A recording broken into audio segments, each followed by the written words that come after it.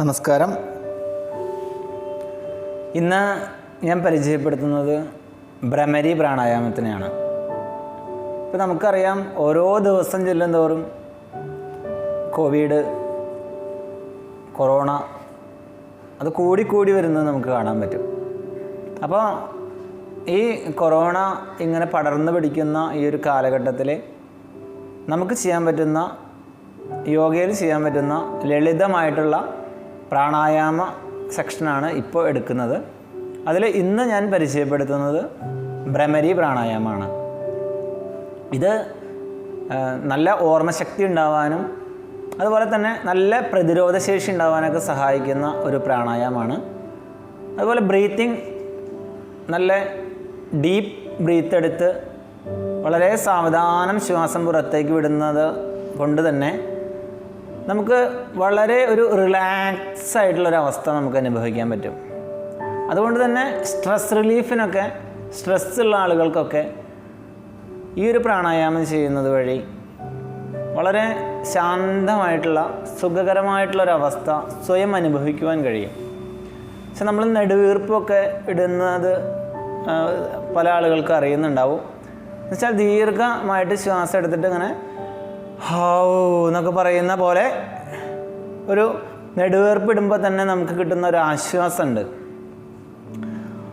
അത്തരത്തിലുള്ളൊരു റിലാക്സ് അത് നമുക്ക് എളുപ്പം സാധ്യമാകുവാൻ സഹായിക്കുന്ന ഒരു പ്രാണായാമമാണ് ഭ്രമരി പ്രാണായാമം.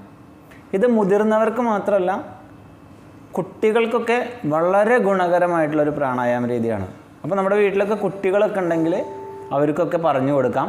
നല്ല ഓർമ്മശക്തി ഉണ്ടാവും. പഠിക്കുന്ന കുട്ടികൾക്കൊക്കെ വളരെ ഗുണകരമായിട്ടുള്ളൊരു പ്രാണായാമമാണ്.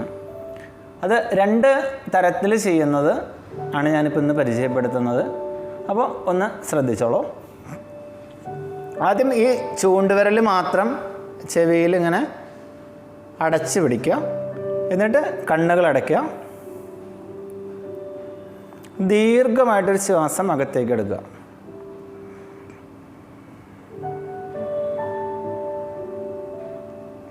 പുറത്തേക്ക് വിടുമ്പോൾ വണ്ട് മൂളുന്ന ശബ്ദത്തിൽ മൂളണം. ശ്രദ്ധിച്ചോളൂ.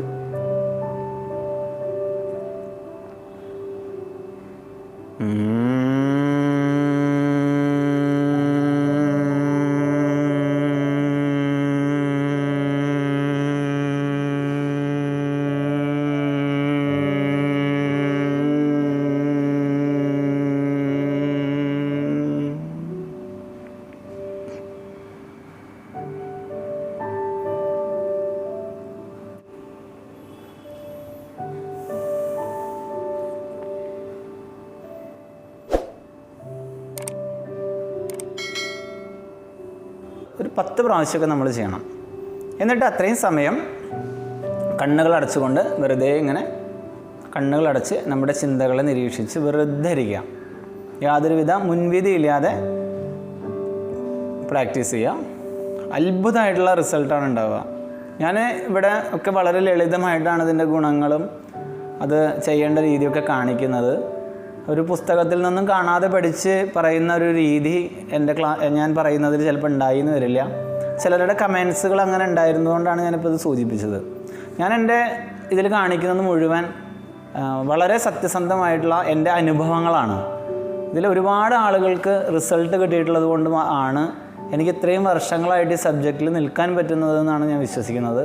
അതുകൊണ്ടാണ് ഞാൻ വളരെ ലളിതമായിട്ടാണ് ഇതിൻ്റെ ഒരു അവതരണം ഇതിൽ സാധാരണ ആളുകൾക്ക് മനസ്സിലാവുന്ന രീതിയിലാണ് ഞാൻ ചെയ്യുന്നത്. അപ്പോൾ ചെറിയ പോരായ്മകളും കാര്യങ്ങളൊക്കെ ഉണ്ടാവും. ചില ആളുകൾക്ക് ഇഷ്ടപ്പെടാതെയൊക്കെ വരാം.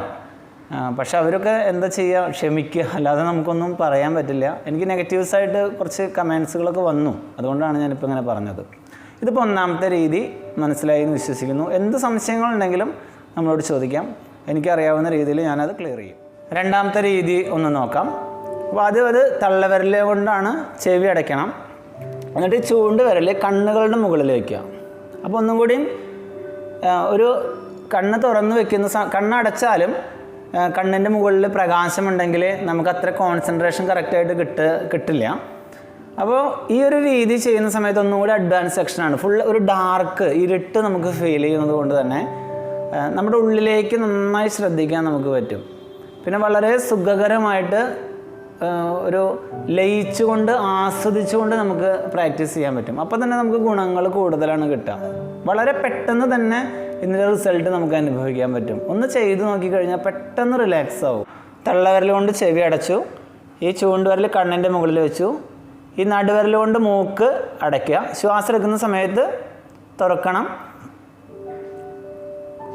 ഈ 2 വിരൽ കൊണ്ട് വായുടെ ഭാഗം ക്ലോസ് ചെയ്യാനുള്ളതാണ്. ഇതൊക്കെ ശ്വാസം എടുക്കുന്ന സമയത്ത് ഓപ്പൺ ചെയ്ത് ഫുൾ ക്ലോസ് ചെയ്യുന്ന സമയത്ത് ഫുള്ളായിട്ട് ക്ലോസ് ചെയ്യണം.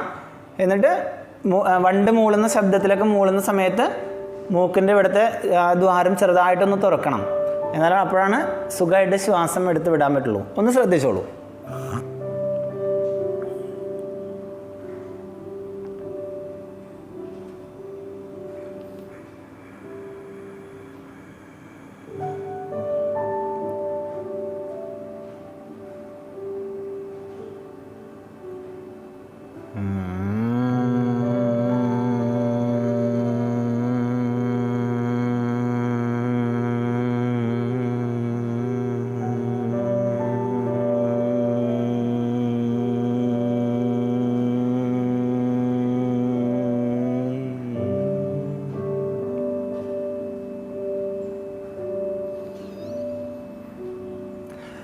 മനസ്സിലായെന്ന് വിചാരിക്കണു.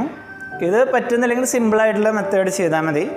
പിന്നെ ഈ കണ്ണിൻ്റെ മുകളിൽ കൈ വയ്ക്കുന്നത് മെല്ലെ ഇങ്ങനെ വെക്കാനേ പാടുള്ളൂ, ഒരിക്കലും പ്രസ് ചെയ്യരുത്. അതുപോലെ ഈ മൂക്കടയ്ക്കുന്നതും ഒക്കെ അങ്ങനെ വളരെ ഫോഴ്സായിട്ടൊരു ബുദ്ധിമുട്ടുണ്ടാകുന്ന രീതിയിലൊന്നും ചെയ്യരുത്. ഇത് പ്രാക്ടീസ് ചെയ്യുന്ന ആളുകൾക്ക്, നിരന്തരം പ്രാക്ടീസ് ചെയ്യുന്ന ആളുകൾക്ക് വേണ്ടിയിട്ടാണ് ഈ ഒരു സെക്ഷൻ കാണിച്ചത്. സാധാരണ ആളുകളൊക്കെ ഇത് ഇങ്ങനെ തന്നെ ചെയ്താൽ മതി. പക്ഷേ കുറച്ച് നേരം ഇങ്ങനെ വെച്ച് നിൽക്കുമ്പോൾ കൈ നന്നായിട്ട് കടയാൻ സാധ്യതയുണ്ട്. അപ്പോൾ ഒരു 3 പ്രാവശ്യം ചെയ്യാം. കൈകൾ ചിന്മുദ്ര പിടിക്കാം, എന്നിട്ട് കുറച്ച് നേരം വെറുതെ ഇരിക്കുക. ഇങ്ങനെയാണ് ബ്രഹ്മരി പ്രാണായാമം ചെയ്യേണ്ടത്. ഇതിൻ്റെ കൂടുതൽ ഗുണങ്ങളും കാര്യങ്ങളൊക്കെ അതിൻ്റെ ഡീറ്റെയിൽസൊക്കെ ഡിസ്ക്രിപ്ഷൻ ബോക്സിൽ വയ്ക്കാം. ഇതുമായിട്ട് എന്തെങ്കിലും സംശയങ്ങളോ കാര്യങ്ങളോ ഉണ്ടെങ്കിൽ നിങ്ങൾക്ക് ചോദിക്കാം. നിങ്ങളുടെ വിലയേറിയ അഭിപ്രായങ്ങൾ കമൻറ്റ് ബോക്സിൽ ടൈപ്പ് ചെയ്യണം. അപ്പോൾ എല്ലാവർക്കും വീഡിയോ കണ്ടതിന് നന്ദി. നമസ്കാരം.